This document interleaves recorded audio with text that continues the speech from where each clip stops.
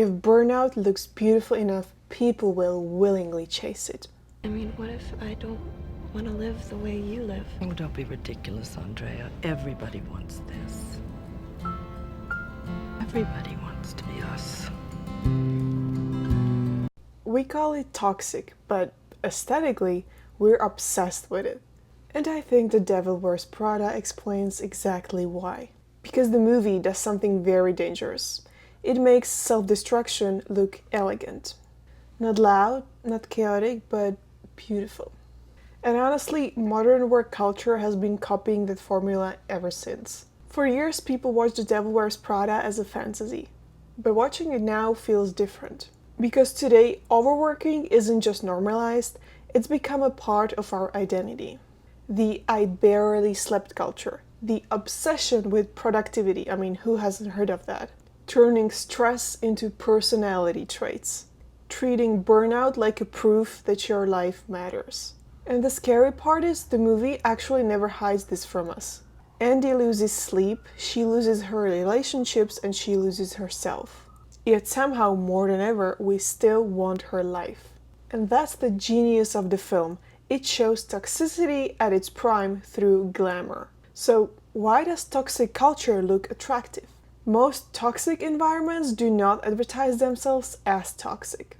They disguise themselves as an opportunity, as a very exclusive opportunity. That's why Miranda Priestly works so well as a character. She's cold, demanding, emotionally distant. But she's also powerful, respected, and untouchable.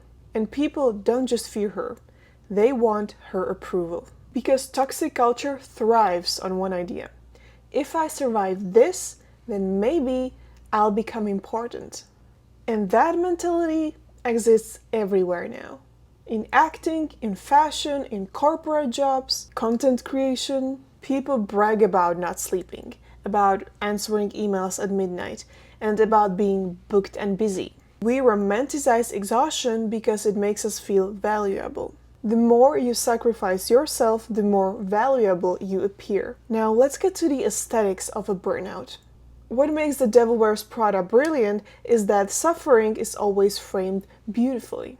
Andy's transformation montage isn't just about clothes, it's about seduction. The film seduces both Andy and the audience into believing that the chaos and suffering is worth it. Notice how the movie changes visually as she changes. The faster pace, the glamorous outfits, the exclusive events. The attention she suddenly receives. Her life becomes more miserable, but visually it becomes way more desirable. And that's exactly how modern hustle culture works online. Burnout with good lighting suddenly looks aspirational. To post day in my life video running on 4 hours of sleep, caffeine, and anxiety, and it gets framed as discipline instead of desperation. So why do we admire people who sacrifice everything? One of the most uncomfortable truths in this movie is that people who maintain boundaries are seen as weak. Andy's boyfriend represents normalcy, rest, relationships, and balance. And audiences often find him annoying. I do too. But why?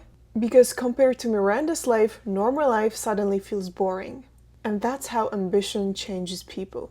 The more extreme the environment becomes, the more ordinary humanity starts to feel like failure. And I think that's why now so many people connect to that movie more than ever. We live in a culture where being unavailable means that you're important. Being exhausted means you're driven. And destroying yourself for a career is framed as passion. At the end of the movie, Andy walks away. But most people watching it, including me, do not fantasize about her walking away. They fantasize about surviving. About becoming the person who can handle the pressure. Because deep down, a lot of us think that suffering is the price you pay for becoming exceptional. And that's why The Devil Wears Prada still feels so relevant. Not because of the fashion, but because it understood something terrifying about ambition. If burnout looks beautiful enough, people will willingly chase it. So now I would like to talk about how I perceive this culture as an international student in New York at NYU and how it often manifests itself in very bizarre ways. You can see a lot of kids at NYU just like grind into the midnight, and you can overhear many conversations being like, now I need to lock in. But the actual conversations, when you listen to what they're actually saying, yes, eavesdropping is my hobby, but unfortunately you don't even have to eavesdrop because their voice, often high-pitched voice, just carries itself through everywhere. So even if you want to cover your ears, you're gonna hear them. But in the conversations, they're often talking about like, oh, now I need to like actually work because I've been oversleeping a lot, and then the only thing that actually comes out of them is that they were just too lazy to do it. So now they have to grind and lock in and post Insta stories about how much they're like grinding and so on, when in reality they could have had it done long ago. And then they're trying to make up for their laziness by being overly productive in a way which doesn't even make sense. Like, why do you wake up at 11 a.m. just to then, like, you know, you have like a 2-hour morning routine, you miss your 12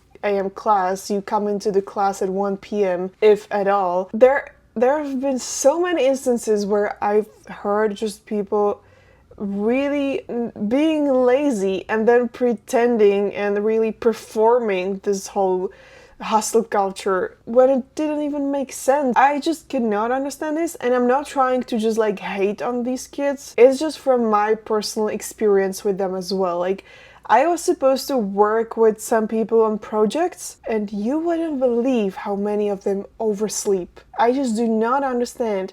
How can you oversleep for a 10 a.m. class if you live nearby? If you live like 20 minutes away, how can you oversleep for a 10 a.m. class? Why is your alarm set at 11 a.m.? How? I don't understand. What I'm trying to say is that this whole hustle culture has become so performative that it doesn't even make sense anymore. It makes sense for some people, but I feel like those people usually move in silence in order to achieve what they want. And for them, it's a different kind of grind. Like, they're actually doing the work and don't even have time to be constantly filtering it out to everyone how hard they're working. But for most people, it's just highly performative. And I feel like people are obsessed with it. People are obsessed with the aesthetics, with everything that I've been describing earlier. The movie sells this hustle culture very well, but the way it manifests itself, in the actual way it manifests itself, is just very bizarre. And again, I'm not saying it to hate on someone, but coming from Eastern Europe, where we just say things very much in a straightforward way. I mean, I've had to adjust a little bit to not get cancelled, you know, but still I'm trying to be honest, but in a way that doesn't get me cancelled. But it's just a very alien concept of, you know, trying to develop a whole language around performing things. Like, the amount of words that people have invented here in order to describe themselves as productive when they are the opposite of it is just astounding. I feel like people here are just so obsessed with posting the very productive culture, especially in New York, in a way that it just manifests itself as something contradictory to the whole concept of productivity and hard work. It's a kind of an oxymoron that I've encountered here, but each to their own. It's just been very strange to me to observe this, because even when you really do not want to, you will hear people having these conversations, especially around the season of finals, because that's the season of coming up with many excuses and very creative ones. I think I would like to end this video here. I hope you like this video, and I also hope that if you like this video, that we will see each other here next time as well. And remember, it's okay to be lazy. Just don't perform or don't pretend it's something else, you know? It's okay to relax, but you don't need to post a fake Insta story or a reel instead of doing the things that you were actually supposed to do.